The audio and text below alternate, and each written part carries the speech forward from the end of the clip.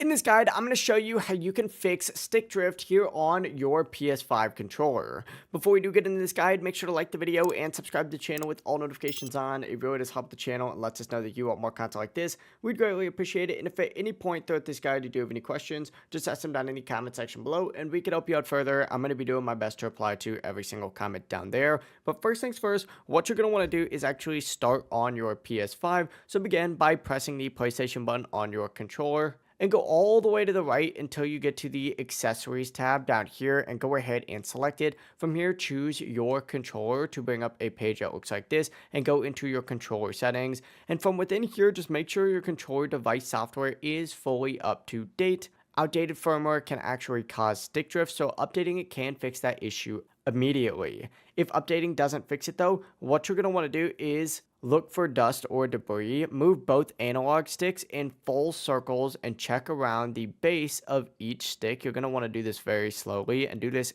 going clockwise, but if you see dust, gently blow into the gaps around the stick to remove it. Do this for both the left and right analog sticks, and this alone can, once again, fix stick drift for a lot of people. If you do have any questions, just ask them down in the comment section below and we can help you out further. I'm going to be doing my best to reply to every single comment down there. Before you do leave this guide though, make sure to like the video and subscribe to the channel with all notifications on. It really does help the channel and lets us know that you want more content like this. We'd greatly appreciate it. Have a great rest of your day though.